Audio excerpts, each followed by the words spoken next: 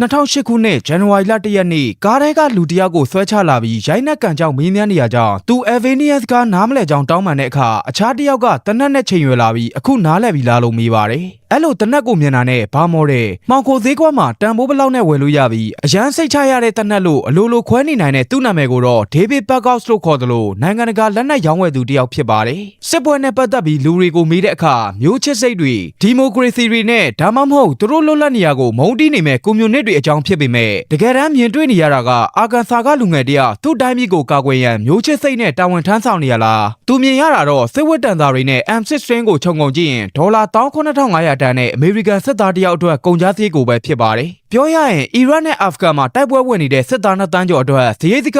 4.5 ဘီလီယံဒေါ်လာဆိုတာအမေရိကန်အခွန်ထမ်းတွေရဲ့လေအေးပေးဆက်ဘေးဆောင်တလောက်သာရှိတဲ့အသုံးစရိတ်လို့ပြောပြနေပါတယ်သူ့အတွက်တော့စစ်ပွဲဆိုတာဘာလဲဆိုရင်စစ်ပွဲဟာစီးပွားရေးတစ်ခုပဲဖြစ်ပြီးအခြားအကြောင်းအရာလို့အကြောင်းပြနေသူဟာဒီစီးပွားရေးစစ်ပွဲထဲမှာပါဝင်နေလို့မှမဟုတ်ရင်ယူနေလို့ဖြစ်ပါလိမ့်မယ်။လွန်ခဲ့တဲ့3နှစ်2005ခုနှစ်လောက်ကဒါတွေကိုစိုးစင်းများမသိသေးတဲ့ဒေးဗစ်ဟာတချင်းတစ်ပုတ်နဲ့ဆေးကြောက်တောက်လိုက်သူ့ရဲ့လူချမ်းသာဖောက်တယ်တွေအတွက်အနှိမ့်တယ်လုပ်ပေးလိုက်တဲ့အချိန်ကုန်နေသူဖြစ်ပါတယ်။ထိုအချိန်တုန်းကဒီဇယ်လန်ဖြစ်လာသေးတဲ့အကြောင်းပြောစရာအများကြီးရှိတဲ့အထက်ကမှကောလိပ်ပထမနှစ်ဝက်ပြီးတော့ကျောင်းထွက်လာခဲ့တဲ့အကြောင်းကိုပြောပြနိုင်ပါတယ်။မိဘတွေနဲ့အဆင်မပြေလို့အိမ်ကထွက်လာတဲ့အပြင်အလုပ်6ခုကထွက်ရင်ထွက်မထွက်ရင်အထုတ်ခံခဲ့ရတဲ့အတိတ်ကိုတေချာနားလည်လိုက်တာကသူလုံးဝလမ်းပြောင်းနေတာပဲဖြစ်ပါတယ်။ဒီတော့အသက်22နှစ်အရွယ်မှာတနာရီ85ဘတ်ရတဲ့အနှိမ့်တဲ့အလုံးနဲ့မိုင်ယာမီကချမ်းသာတဲ့ဘဲရီစီအလုပ်လုပ်ခဲ့ပါတယ်။ဝင်ငွေကလုံလောက်ခဲ့ပေမဲ့အဲ့ဒီအသုံးမကျတာတွေကိုပြောင်းလဲဖို့အတွက်သူ့မှာအကြံအကြီးကြီးရှိခဲ့ပါတယ်။အဲ့ဒါကတော့အရေးသွေးကောင်းတဲ့အိယာခင်းတွေကိုတောင်ဖလော်ရီဒါကဘိုးဘွားရိပ်သာကိုလက်ကားရောင်းနေတာဖြစ်ပေမဲ့ပြန်မြအသက်82နှစ်အရွယ်ရာနဲ့ချီတဲ့ဘိုးဘွားဦးရေအတွက်$29တန်အီဂျစ်ကရိုးရာချီတဲ့တွေကိုဝယ်ယူလိုခြင်းမရှိတဲ့ပိုင်ရှင်တွေကြောင့်သူ့ဘဝတစ်လျှောက်လုံးစုထားသမျှငွေတွေဟာအထက်တန်းသားအိယာခင်း65ခုနဲ့ပလုံသွားပြီဖြစ်ပါတယ်။ဒီကနေတခုသိခဲ့ရတာကဘသူမှနေဝင်ချိန်ရောက်နေပြီဖြစ်တဲ့တက်ကြီးရွယ်ဦးတွေကိုဂီယူမဆိုင်ဘူးဆိုတာပဲဖြစ်ပါတယ်။နိုင်ရေးတစ်ခုမှတငယ်ချင်းတစ်ယောက်နဲ့ထိုအကြောင်းပြောနေရင်အဖရန်ဆိုတဲ့လူတစ်ယောက်ကိုတွေ့လိုက်ရပါတယ်။အဖရန်ဒီဗာရိုလီဟာသူနဲ့တူကြီးပြင်းခဲ့တဲ့အချစ်ဆုံးတငယ်ချင်းဖြစ်ပြီးဆယ်တန်းကလေးက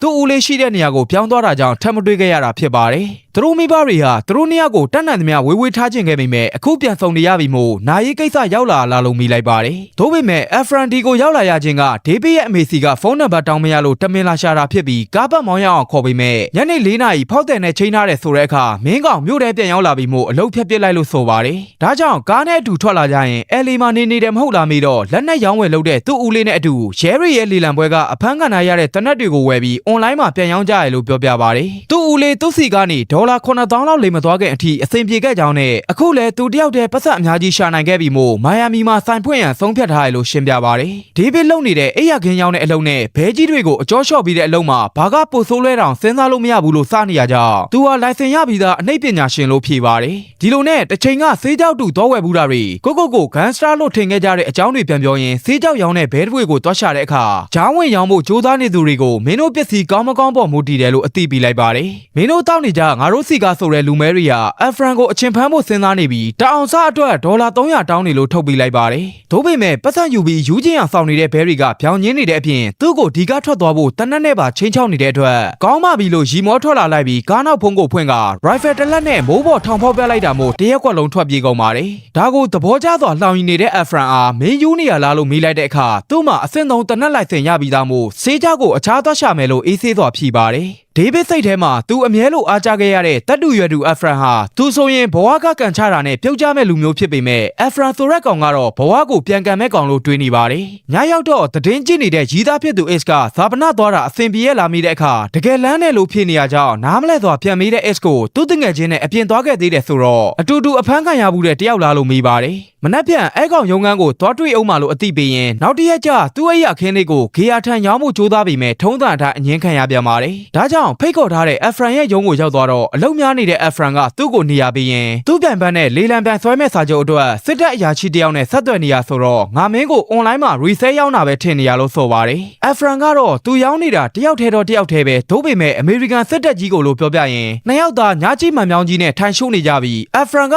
သူ့ပင်တကွန်ကိုကြည်စံကစလို့ gas man နဲ့ဖုန်းအထိရောင်းချက10ပတ်တွင်2သိန်းလောက်ရှာနိုင်ခဲ့ကြောင်းရှင်းပြပါတယ်။အဲ့ဒီနောက်သူကြွားတာမဟုတ်ပဲတငယ်ချင်းပြမယ်ဆိုက EV လိုမျိုးစစ်လက်နက် ရောင်းချတဲ့အစိုးရအခွင့်အလမ်း website ဟာတင်ကားတဲ့မကလူသမျှအားလုံးကိုရောင်းဝယ်နေကြရလို့ရှင်းပြပါတယ်။သူကတော့လက်တန့်ရှည်တဲ့ဘဲတွေတတိမထားမိအောင်အသေးမွားလေးတွေပဲလိုက်ရှာတာကလူတိုင်းပိုင်မုတ်ကိုလူနေချိန်မှာသူကအပိုင်းစားတွေစုဆောင်းတဲ့ကြွက်တကောင်လိုပြုတ်မှုရင်ပင်တကွန်နဲ့သာရောင်းချနိုင်ရင်တန်းနဲ့ချီရလာလိမ့်မယ်လို့ပြောပြပါတယ်။ပြီးတော့ဒီစီးရင်တွေကအများတန်းလေပတ်အလုပ်လုပ်နေကြောင်းကိုလည်းအဖရန်ကြောင့်သိလာရပါတယ်။သူနားမလဲတာတခုကကာကွယ်ရေးဌာနကြီးတစ်ခုလုံးရှိနေတာကိုဘာလို့ပင်တကွန်ကမင်းစီကဝယ်နေရတာလဲမေးတော့သူတို့ငယ်ငယ်ကကလေး baseball ပြိုင်ပွဲတွေမှာဘလို့ရာသီတစ်ခုအဆုံးသတ်ပါသည် MVP စုကြည်အတွက်တော့ကလေးတယောက်ကသာရလိရှိပါတယ်။ဒါကိုမကျေနပ်လို့တိုင်လိုက်တဲ့မိဘတွေကြောင့်နောက်နှစ်တွေမှာကလေးတိုင်းကိုစုတည်တည်လေးပေးခဲ့ရတဲ့သဘောနဲ့တူတယ်ဆိုတာကိုသဘောမပေါက်သေးတဲ့ဒေးဗစ်ဟာပင်တကွန်ဟာအီရတ်စစ်တပ်ကိုပြန်လည်တိစောက်နေရချိန်မှာလီလံမတင်တဲ့စာချုပ်တွေကိုဒုသမရရဲ့လူတွေအတွက်ချပေးလိုက်ပြီးနောက်လက်နက်ပွဲသားအကုန်အဖမ်းခံလိုက်ရပါတယ်။ဒါကြောင့်သမရဘုရှ်ကပဲဒီရောင်းဝယ်ဈေးကွက်ကိုစတင်တီထောင်လိုက်တာကြောင့်အခုဆိုပင်တကွန်ဟာ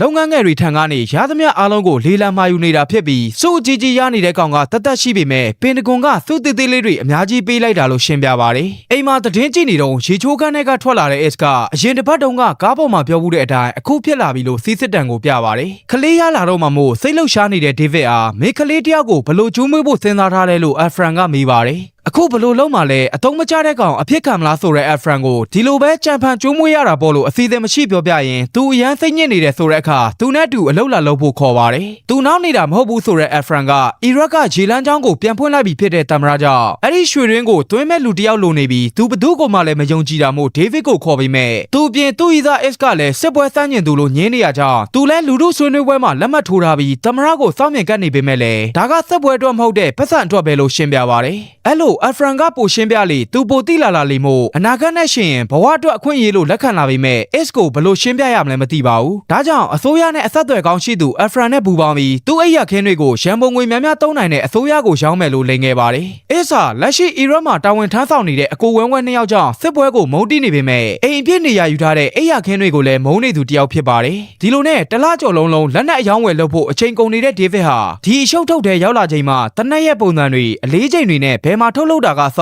အဖရန်ကအကုန်သိနေမှနားလည်လာပြီး1989တုန်းကတီယာမင်ရင်မြန်ကဆန္ဒပြပွဲမှာចောင်းသားတွေကိုနှိမ်နင်းခဲ့တဲ့တရုတ်လက်နက်တွေကိုတားမြစ်တာမျိုးတွေနဲ့ဘယ်ပတ်စံဘယ်လမ်းကြောင်းကလာမလဲဆိုတာအထိရှင်းပြပါတယ်။သူ့အလုပ်ကနေ့စဉ်အစိုးရ website ကိုလေ့လာပြီးအလုပ်ဖြစ်မဲ့လမ်းကြောင်းတွေရှာဖွေကညလည်လောက်ဆိုရုံးမှာဖုန်းတွေနဲ့အလုပ်ဆက်လုပ်ပါတယ်။ဥရောပရှေ့ပိုင်းကလက်နက်ထုတ်လုပ်သူတွေနဲ့ဆက်ဆံရေးတိစောက်နေရတဲ့အလုပ်ဟာ ACE ကိုတော့ပါကစ္စတန်ကအဝတ်ထည်ရောင်းသူတွေနဲ့အစည်းအဝေးလုပ်နေကြောင်းသာအသိပေးထားပါတယ်။သူတို့လိုစစ်မြေပြင်ကိုခြေတလမ်းမှမချပဲစစ်ပွဲကပတ်စံရှာတဲ့ဘော်ဒွန်ဖီတာတွေကိုစစ်ပွဲခွဲတွေလို့ခေါ်ကြတဲ့အတွက်တိမ်ငယ်တရားရှိပေမဲ့လည်းသူတို့ကတော့သဘောကျပါတယ်။အဖရန်ရဲ့ silent partner ဖြစ်တဲ့ Raf ဟာမိုင်ယာမီတစ်မြို့လုံးကအဝတ်လျှော့ဆိုင်14ဆိုင်ပိုင်ထားတဲ့စီးပွားရေးသမားဖြစ်ပြီးသူတို့ကုမ္ပဏီထံက25%အကျိုးမြတ်ရယူကငွေဖြူပြန်လဲပေးနေသူဖြစ်ပါတယ်။တကယ်တော့ရသလောက်ငွေကို25%ရတယ်လို့ထင်နေသူသာဖြစ်ပြီး Raf လူလဲအဖရန်ကိုဘာသာရေးကိုင်းဆိုင်တဲ့ဂျူးလူမျိုးအဖြစ်ထင်နေသူလည်းဖြစ်ပါတယ်။ဒီလိုလက်နက်ရောင်းဝယ်တာက Israel ကိုရန်သူလက်ကကာကွယ်ဖို့နီလန်တစ်ခုလို့လည်းထင်မှတ်စေတဲ့အပြင်လူတယောက်ကိုသူဘလို့ဖြစ်စေခြင်းလဲသိအောင်လုပ်ပြီးအဲ့လိုဖြစ်လာအောင်ဟန်ဆောင်တတ်တဲ့သိမ်းသွင်းနိုင်မှုဟာအဖရန်ရဲ့ဉာဏ်ရည်ထူးချွန်မှုပဲဖြစ်ပါတယ်။တရက်သူတို့လိုချင်တဲ့လက်နက်2000လောက်ကို Cypher က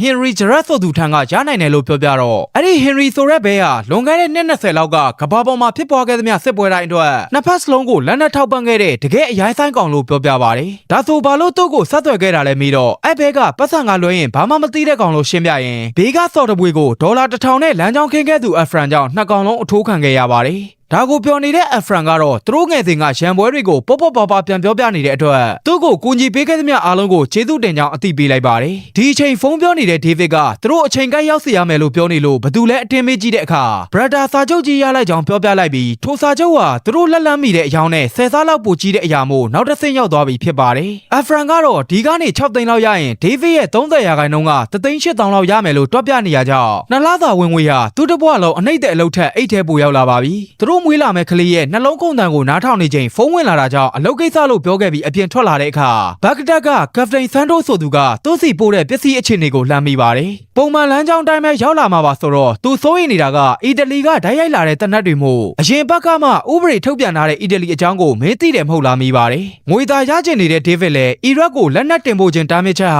ာသူဘာတစ်ခုမှနားမလည်တဲ့ပြဿနာကြီးဖြစ်ပေမဲ့အီတလီမှာထုတ်လုပ်တဲ့တနက်တွေကိုအခြားအစီအစဉ်နဲ့ပို့ပေးမယ်လို့သာအဖြေပေးလိုက်ပါတယ်။အပြင်ထွက်လာတဲ့ S က ကအဆင်ပြေရလာမရင်သူတို့မွေးလာမဲ့ကလေးကမိန်းကလေးလို့ပြောပြပါတယ်တနက်ပြစ်လေးချင်းကွင်းမှာဘယ်တိတိဆိုပြီးဒဇာကန်ပုံကိုပြစ်နေတဲ့ Efran ကသူတို့ခက်ခဲကြောင်းဝယ်လက်ကိုအမှန်တိုင်းပြောစရာမလိုပဲသူအဲ့ပစ္စည်းတွေရအောင်ပို့ဖို့ဂျော်ဒန်ကိုအပြေရှာထားတယ်လို့ပြောပြပါတယ်အီရတ်နဲ့ကလီရဲ့အမေရိကန်ရဲ့မဟာမိတ်ဂျော်ဒန်နိုင်ငံဟာအဝင်ထွက်ကန့်သတ်ထားခြင်းမရှိလို့ပစ္စတိုအလက်9000လောက်အတွက်ပူပန်နေကြတဲ့အီတလီတွေကိုခောက်ပြီးဂျော်ဒန်ကနေဘက်ကဒက်ကိုတရားမဝင်ပို့မယ်လို့ဆိုပါတယ်အိမ်ကညသာဝိုင်းမှာတငယ်ချင်းရဲ့မိန်းမကအဖရန်နဲ့အလုပ်တွဲလုပ်နေရဆိုတဲ့ဒေးဗစ်ကိုတတိထားဖို့ပြောနေရကြောင်းဘာတိတ်ပဲလဲလို့မေးလိုက်ပါတယ်အဖရန်ရဲ့အကူဝင်ခွက်ကသူမတငယ်ချင်းမို့ဒီကောင်သူ့ဦးလေးစီကဒေါ်လာ9000ဘုံသွားတယ်ဆိုတာကြောင့်သူကြားထားတာအဲ့လိုမဟုတ်ကြောင်းပြောနေစဉ်ဘာလို့ဖုန်းမကင်တာလဲဆိုပြီးအိမ်ထဲဝင်လာတဲ့အဖရန်ကညသာဝိုင်းကိုတစ်ချက်ကြီးကဒေးဗစ်ကိုခေါ်ထုတ်ရင်ပေါင်းလာတဲ့တက်တန်အရာဆိုသူလည်းအချစ်ဆုံးတငယ်ချင်းမို့ဖိတ်တင်ကြောင်းပြောသွားပါတယ်အပြင်ရောက်လာတော့ဒေးဗစ်ကသူတောင်ဒီဝိုင်းမှာမထိုင်ညင်ကြောင်းဖြောင်းပြပြီးလာရင်ကိစ္စမေးတဲ့အခါပစ္စည်းတွေကိုဂျော်ဒန်အကောက်ခွန်ကတင်သွားပြီလို့ဆိုပါ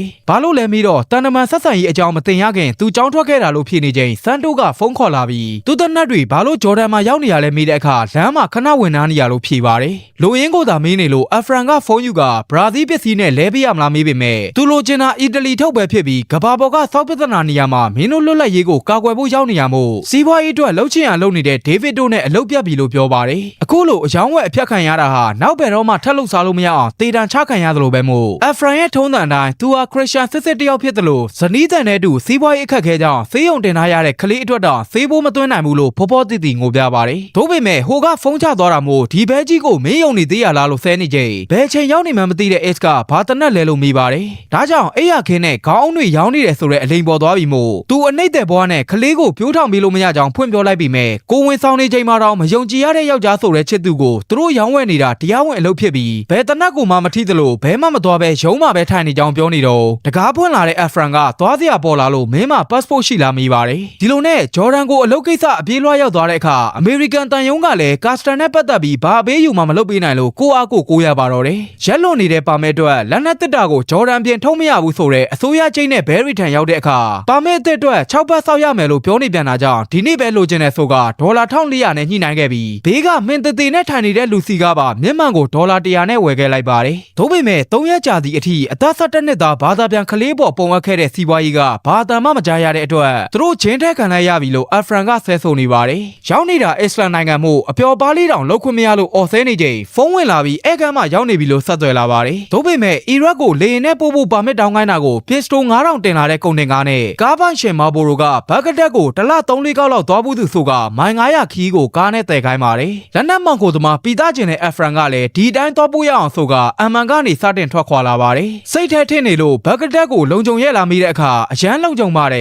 50ပေါ်ဆိုတာကြောင့်ပြရခတ်သွားတဲ့ဒေးဗစ်ကိုအဖရန်ကတာရင်ဂတ်စ်နဲနေတဲ့ကိစ္စဘလို့ရှင်းမှလဲမီတော့အီရတ်မှာဓာတ်ဆီအလကားရရလို့ဆိုပါတယ်ဒီလိုနဲ့ညနေဆောင်ကနေမိုးချုပ်လာတဲ့အခါတစည်းထဲမောင်းလာတဲ့ကားပေါ်မှာဒေးဗစ်ကရှေ့ကဘာလဲလို့မေးလိုက်ပြီးကားဆရာကိုဘာလို့အရှိန်လျှော့လိုက်တာလဲမီတော့အဆင်ပြေပါတယ်လို့သာဖြေပါတယ်ရှေ့မှာမီးကြီးတွေနဲ့ထိုးလာတဲ့လက်နက်ကင်စစ်သားတွေကြောင့်ဘာကအဆင်ပြေတာလဲလို့ကြောက်လန့်ကုန်ပြီးဘေးကကားမှန်လာခောက်သူကြောင့်ကားဆရာကမှန်ချပေးလိုက်ရမှာပါတယ်ဘယ်ကိုသွားမှလဲလိုက်လာတာဘသူတွေလဲဆိုတဲ့မိကွန်းအားဘက်ကဒက်မှာလုပ်ငန်းရှိကြောင်းဖြစ်ရင်တခုခုကောက်ယူလိုက်တဲ့ကားဆရာကြောင့်တနက်တွေမောင်းတင်လိုက်ပါတယ်အသက်တောင်ပြင်းမရှူရဲတဲ့ဒေးဗစ်တို့အစားမာဘိုရိုဆေးလေးနှစ်တောက်ထုတ်ပေးလိုက်တဲ့ကားဆရာကြောင့်အီရတ်စစ်သားတွေထံကနေဖျက်ကျော်ခွင့်ရလာပါတယ်လွန်ခဲ့တဲ့6လကမိုင်ယာမီမှာအနှိမ့်သက်လုပ်နေတဲ့ဒေးဗစ်အတွက်တော့အခုအထက်တန်းတောင်ကတငယ်ချင်းဟောင်းနဲ့အတူအီရတ်သဲကန်နာရမှာတနက်ပြည့်တင်လာတဲ့ကားတစ်စီးနဲ့ခီးနေခြင်းကအိမ်မက်ဆိုးတစ်ခုလိုဖြစ်နေပါတယ်နှစ်ယောက်သားနှစ်ချိုက်စွာအိပ်ပျော်နေရင်အရင်နိုးလာတဲ့ဒေးဗစ်ကကားကလည်းစီဆိုင်မှာရက်နေသလိုကားဆရာကိုလည်းမတွေ့တော့တာနဲ့အောက်ဆင်းသွားပါတယ်စီဆိုင်ထဲမှာဓာတ်ပုံအပိုင်းစလေးတစ်ခုနဲ့လူသေးလောင်းကိုမြင်လိုက်ရသူဒေးဗစ်တယောက်အဲ့ကိစ္စအိပ်ပျော်နေတဲ့အဖရန်ကိုတွားနိုးပြီးပြောပြတဲ့အခါသူတို့ရောက်နေတာစစ်ပွဲနေမြင်မှုအလောင်းတွေရှိတာမစမ်းကြောင်းသာဖြေပါတယ်ပြီးတော့အပေါ်သွားအောင်မဲ့ဆိုကအေးအေးလူလူဆင်းသွားတော့အနားမှာဆေးလေးတောက်ရင်စီထုတ်နေတဲ့မာဘိုရိုကိုမြင်လိုက်ရပါတယ်ကားပေါ်ကြံခဲ့တဲ့ဒေးဗစ်ထံသူ့ဤသား X ကဖုန်းခေါ်လာတာကြောင့်ဒီမှာမနက်9နာရီခွဲရှိပြီဖြစ်ကြောင်းနဲ့ဟိုတယ်မှာမနက်စာစားနေရလို့လိန်လိုက်ပါတယ်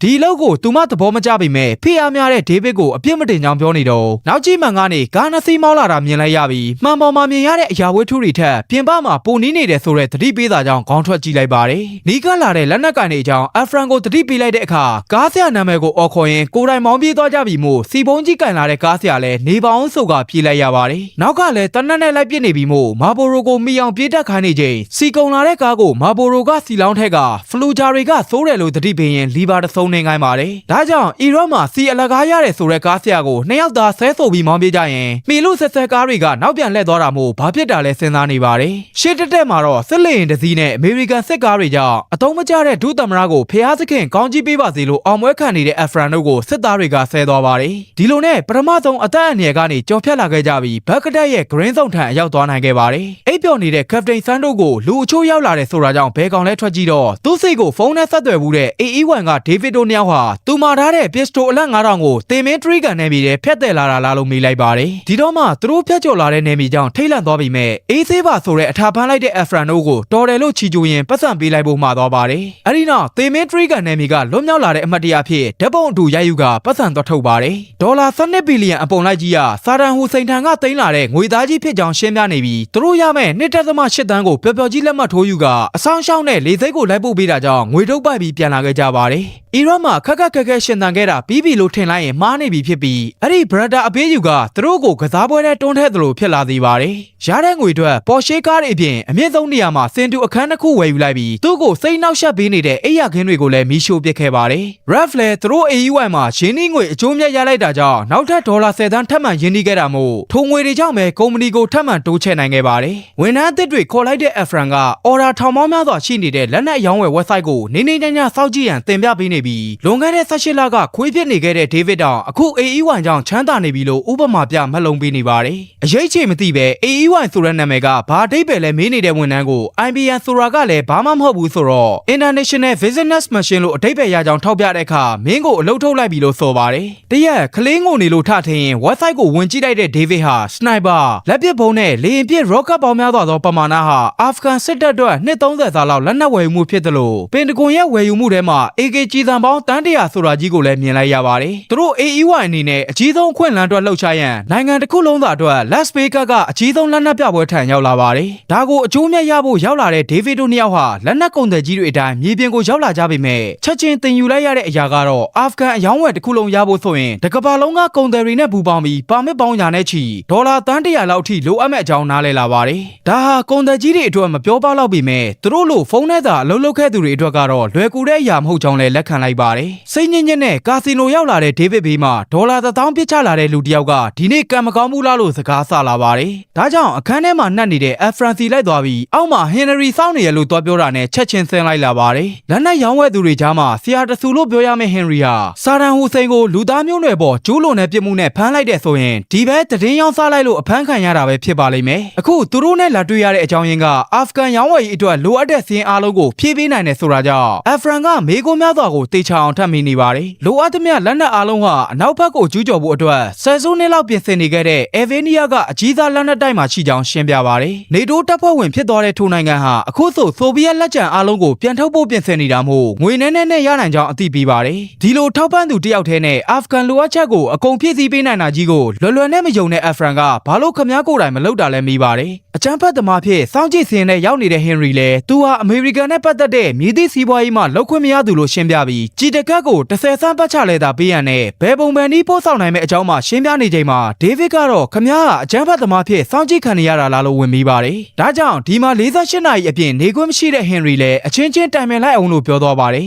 လက်နက်နဲ့ကြည်စံအားလုံးကိုအချိုချောင်ရပြီးအချီကြီးမြတ်မဲ့အရေးဆိုပေမဲ့ချီတုံချတုံဖြစ်နေတဲ့ David ဟာကြည်စံတန်း100ကိုဒီလိုလူမျိုးစီကမဟုတ်ရင်ဘယ်ကယူဖို့တွေးနေသလဲလို့ဒေါသကြီးမေကုန်ထုတ်ပါတယ်နောက်တစ်ရက် Henry ရဲ့အခန်းကိုသွားကအလုံးလုံးမဲ့အကြောင်းနဲ့ပစ္စည်းကိုတော့မျက်မြင်ကြည့်ကြကြောင်းအသိပေးက Evania ထံရောက်သွားပါတယ်လေရင်30စီးပြီးရောက်လာတော့ Henry ကြိုခိုင်းတဲ့ကားဆရာကဂိုဒေါင်တစ်ခုထံလိုက်ပို့တဲ့အခါ Welcome AE1 ဆိုတဲ့စာတန်းနဲ့စစ်ဘက်ဆိုင်ရာပို့ကုန်အရာရှိတယောက်ကကြိုနေပါတယ်အဲ့ဒီနောက်နိုင်ငံအနှံ့မှာဒီလိုဂိုဒေါင်ပေါင်း900လောက်ရှိကြောင်းပြကလက်နက်အများဆုံးနိုင်ငံရဲ့ပစ္စည်းတွေကိုပြပါတယ်စစ်အေးကာလာကလေးကနေအောင်မထိဘူးတဲ့လက်နက်တွေထဲမှာသူတို့ကယူစိုက်တာက AKG တန်း100ပါတဲ့ကွန်တိန်နာတွေပဲဖြစ်ပါတယ်ထုတ်ပြလာတဲ့ဘူးတွေကနှစ်ပေါင်း340အထားခံတဲ့ကြီးတန်းတွေကိုအလုတ်ဖြစ်မဖြစ်သန်းခိုင်းတာကြောင့် Afran တယောက်မိကုန်ရန်ကုန်ယူပြရင်ကွန်တိန်နာ23လုံးကိုကဘာတစ်ဖက်ပို့ရန်ကြံစီပါတော့တယ်အစိုးရလေလံမပိတ်မီဒေါ်လာတန်း300တန်တဲ့အယောင်းဝယ်ကြီးကိုပို့လိုက်ပြီး9လအကြာသူတို့အယောင်းဝယ်ရပြီဆိုတာကြောင့်အောင်ပွဲခံလိုက်ကြပါတယ်မစခင်သူတို့ကုမ္ပဏီကိုအစိုးရအတိမတ်ပြုတ်ဖို့လိုသေးတာကြောင့်ဘယ်တော့အခါမှစည်ရင်မရှိတဲ့ David တို့လည်းအကြံဖန်တွေကို3နှစ်စာအတူလုပ်ခဲ့ရပါတယ်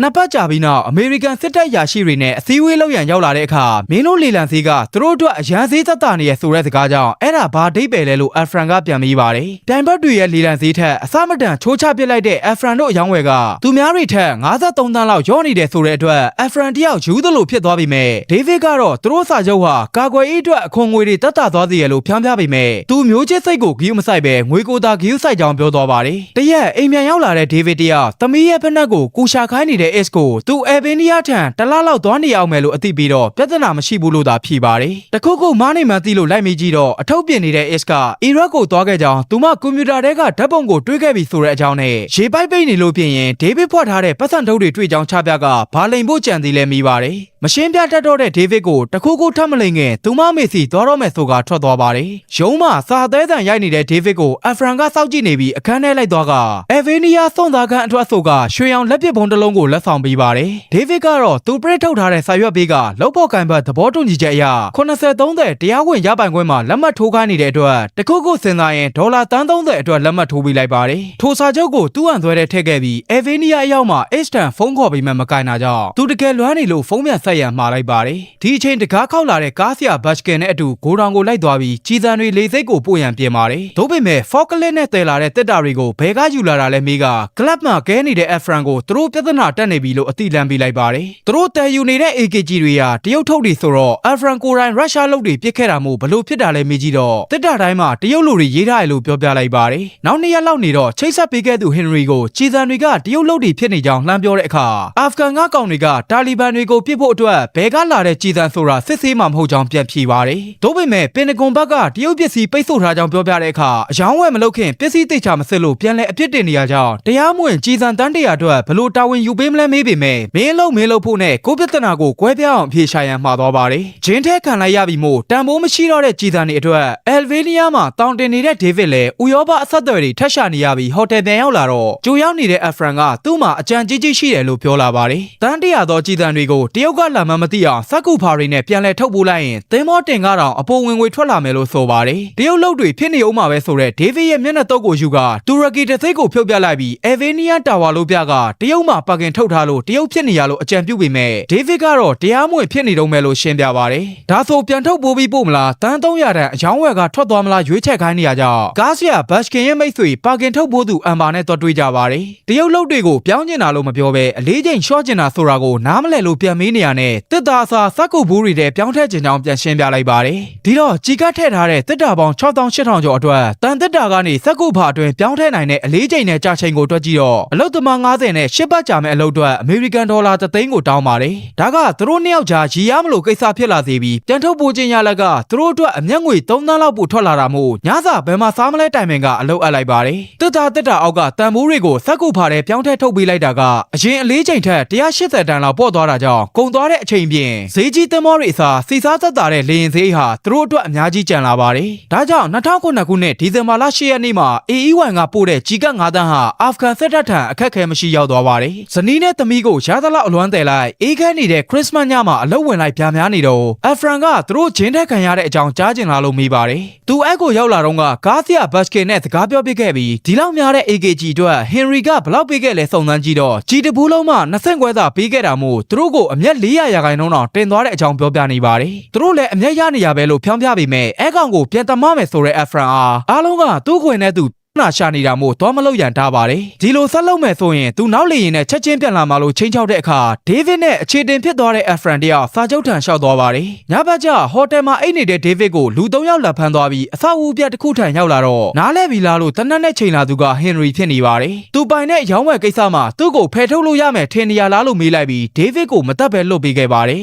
အဲ့ဒီနောက်ဂိုဒေါင်ကစာရွက်စာတမ်းတွေပြန်သိမ်းနေတဲ့ဒေးဗစ်ကိုမင်းတွဲဘက်ကထုတ်ပိုးမှုအတွက်ငွေလုံးဝမပေးသေးဘူးဆိုတဲ့အမ်ဘာကြောင့်သူအခုမိုင်ယာမီကိုပြန်ဖို့လိုနေပြီးတပတ်ကြာပြန်ရောက်လာတဲ့အခါမှာငွေရှင်းပေးမယ်လို့ပြောခဲ့လိုက်ပါတယ်။တက်စီပေါ်မတက်ခင်သူ့ယောက်ျားပြောင်းနေလို့စိတ်ပူနေတယ်ဆိုတဲ့အမျိုးသမီးကဘတ်စကင်ရဲ့ဓာတ်ပုံကိုပြပြီးလာမေးပါတယ်။အဲ့ဒီကားဆရာရဲ့သတင်းကိုဘယ်သူမှမသိရတော့ပဲကဘာကြီးပေါ်ကဘာအကြောင်းနဲ့မှမသိပျောက်ကွယ်သွားပြီဖြစ်ပြီးဒေးဗစ်လည်းအေဗီနီးယားကိုပြန်မသွားတော့ပဲဇက်လန်ဖြတ်လိုက်ပါတယ်။မျက်နှာကဒဏ်ရာတွေနဲ့အေးဆက်အိမ်ကိုလိုက်သွားပြီးသူအေဗီနီးယားကိုသွားတာတရုတ်ကြည်တံတွေထုတ်ဖို့ကအမေရိကန်ကိုရောင်းနေရလို့ဖြစ်ကြောင်းဝန်ခံပါတယ်။ အခုသူ့လက်ကျန်ဘော့ရှော့လုံး Ace ကိုဘယ်တော့မှမလိန်တော့ဘူးလို့ဂတိပေးကချေရသူကိုဘလောက်ချစ်ကြောင်းပြောတော့နှာခေါင်းကဘာဖြစ်လာသလဲမေးပါတယ်လူစိုးကိုင်းတစ်ခုပြန်ပေးဆွဲခံရလို့ကျိုးသွားရလို့အမှန်တိုင်းဝန်ခံလိုက်ပြီးသူအနှိမ့်တဲ့ပဲပြန်လုပ်တော့မယ်လို့ဂတိပေးလိုက်ပါတယ်အဲ့ကပြန်အဖရန်ရဲ့ရုံးခန်းကိုသွားကအာဖဂန်ကိုပို့ပြီးတဲ့စီးရင်ကိုချပြရင်သူကြုံလာတဲ့6ချစရာကိစ္စကြောင့်အလုပ်ထွက်တော့မယ်လို့ယတိပြက်ညင်းကသူရမဲ့30ရာခိုင်နှုန်းနဲ့ကဒေါ်လာ4သန်းတောင်းမိမဲ့တပြားမှမပေးနိုင်ဘူးလို့တဲ့ညင်းပါတယ်ဒါကြောင့်သူစာချုပ်ချုပ်ထားတာမမေ့ရန်တတိပေးတော့မင်းကိုအိမ်တလုံးစောက်ခိုင်းချိန်မှာအိမ်တချမ်းမဲ့စောက်ပြီးတချမ်းသာယူလို့မရဘူးဆိုတဲ့အတွက်ရှင်းနေကနေပဲစကားပြောမယ်ဆိုကစာချုပ်ကိုသွားရှာပါတယ်။သို့ပေမဲ့အစားဖြောက်လိုက်ပြီးဖြစ်တဲ့အဖရန်ကြောင့်သူလက်ဆောင်ရထားတဲ့လက်ပစ်ဘုံနဲ့ပြစ်ပေါက်ကထွက်သွားပါတယ်။3လကြာပြီးနောက်အရင်လိုအနှိမ့်တဲ့ပြန်လုပ်နေတဲ့ဒေးဗစ်ထံ Ralph ရောက်လာပြီးစီးပွားဘက်အချင်းချင်းမိတ်ဆွေအချင်းချင်းရံပြစ်ခဲ့တဲ့ကိစ္စမှာသူပြန်ပြေးပေးမယ်လို့လာခေါ်ပါတယ်။ဒါကြောင့်အဖရန်နဲ့တွေ့တော့ဒေးဗစ်ကိုလက်ပလာနဲ့ထွက်မသွားစေချင်လို့ငွေစင်းရှင်းတန်းတစ်ခုလုပ်ထားရလို့ဆိုပါတယ်။သို့ပေမဲ့တစ်နှစ်စာဒေါ်လာ9000နဲ့၄နှစ်စာပေးမယ်ဆိုတဲ့ဒေါ်လာ2သိန်းက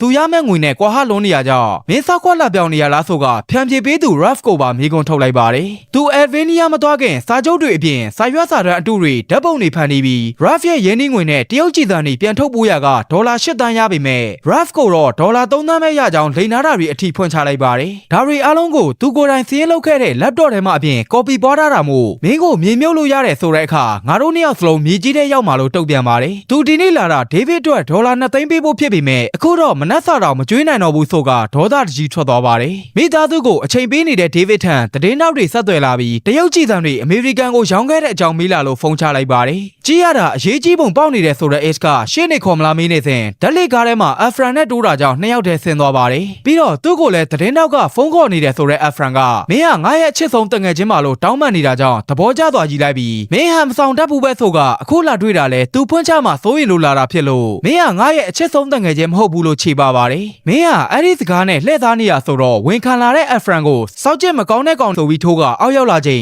FBI တွေကအသင်ဖန်ခေါ်သွားပါတယ်။သူတို့လုပ်ခဲ့တဲ့တရားမဝင်ကိစ္စတွေအစိုးရကိုလိမ်လည်တာတွေအတွက်ပြန်လည်တာဝန်ယူခဲ့ရပြီးအဖရန်ဟာပြန်လည်ထုတ်ပိုးကားတွေတပြားမှပတ်စံမပေးခဲ့တဲ့အတွက်ပင်တဂွန်ကိုလှမ်းတိုင်ခဲ့တဲ့အမ်ပါရဲ့တည်င်းပေးမှုကြောင့်ရင်းနှီးမြှုပ်နှံသူ Ralph လည်းအဖမ်းခံလိုက်ရပါတယ်။သူနဲ့အဖရန်ကိုဖြန်ပြေးပေးတယ်ဆိုတာကလည်းထောင်ချောက်ဆင်ခဲ့တာဖြစ်လို့အဲ့တန်ဖိုင်ကိုပြည်내စုံစမ်းရေးထံပြလိုက်တဲ့အရာကသူတို့ကိုညှင်းဖို့ခက်ခဲသွားစေပါတယ်။အဖရန်ရဲ့ကွန်ပျူတာအတွင်းက To-do list ဆိုတဲ့ဖိုင်မှာတရုတ်ကြည်သံထုတ်ပိုးရန်ဆိုတာကအသက်20အရွယ်လူငယ်2ယောက်ကပင်တဂွန်ကိုဂျင်းထဲသွားခြင်းအဖြစ်နာမည်ကြီးသွားစေပါတယ်။ဒါကြောင့်အဖရန်ကိုပြည်내ပြစ်မှု80ကျော်နဲ့ထောင်ဒဏ်4နှစ်ချလိုက်ပြီးအပြစ်ရှိကြောင်းဝန်ခံခဲ့တဲ့ဒေးဗစ်ကတော့နေအိမ်အကျယ်ချုပ်9လသာကြာခံခဲ့ရပါတယ်။လွှတ်တော်ဘက်ကတော့အာဖဂန်လိုအယောင်းဝယ်မျိုးကအစိုးရထိန်းသိမ်းတဲ့လုပ်ငန်းတဲ့အဖြစ်သတ်မှတ်ပြောဆိုခဲ့ပြီး2022မှာပြန်လည်ထွက်ပေါ်လာမဲ့ AE ကုမ္ပဏီကတော့ပြည်내အယောင်းဝယ်တွေကိုလေလံဝယ်ဖို့အခြေချင်းပြေးမိလာမှာဖြစ်ပါတယ်။အနှိတ်ကန်ဖောက်တဲ့ရဲ့အခန်းတစ်ခါကိုရောက်တော့အထဲမှာဟင်ရီကိုမြင်လိုက်ရပြီးထိတ်လန့်စွာနောက်လဲဆက်ဆေးနေတဲ့ဒေးဗစ်ကိုငါသေးသေးချင်းရင်မင်းသိပြီးနေလောက်ပြီလို့ဆိုပါတယ်။အဲ့ဒီနောက်အခန်းထဲခေါ်က